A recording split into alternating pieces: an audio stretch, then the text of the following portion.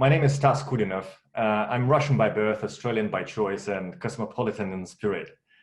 Currently, I'm leading marketing analytics in Asian Pacific region in a multinational software company. And I'm a CGMA, and this will be my 11th year of being a member of CIMA. In terms of my key professional challenges which I'm facing, is probably number one stands for tactical execution over the strategic vision prioritization. As an analyst, I'm conditioned to be strategic, looking for the longer terms, longer trends, looking at the data and advising business on what's happening tomorrow, in the next year or something. However, the modern reality definitely requires from us to be not just agile, but quite tactical in the background. And this is the business requirement: is what's happening tomorrow, what's happening in 1 hour from now. So for me, being in tune on what's happening here and now is one of my key priorities and the challenges, and something which significantly is changed since the pre-COVID era. Daily business swings and the business directions. This is something which I need to cope as well. Understanding and adapting with the requirements changing every day. That's becoming now part of my everyday routine. What I think is quite important is discovering the main theme and influence the stability in the most supported hypothesis, and helping business at least to establish some common ground. So this is kind of, I believe, one of the key factors of success in my existing role.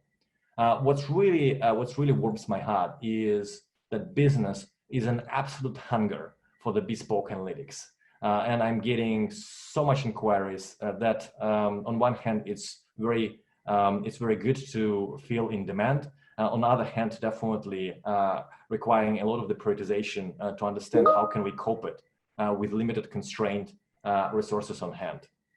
What management challenges I'm facing? Number one challenge is communication with my team. I've been working in the software companies which caters for a lot of distant teams and virtual management for quite a long time. However, in the current time, it's not just an option, but it's an inevitable consequence of where we are. It actually requires from me to use all my best knowledge and all my best leadership and influencing skills to emphasize simple things like an empathy. I know that recently I've been reading a book on the parenting for kids, and there was an interesting acronym which is named for TRICK, and I believe that it is something which could be absolutely successfully applied in my current workplace.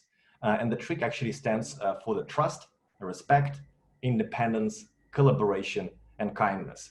And I feel that every time when I engage with a colleague, it's absolutely important and paramount to establish on where he is coming from.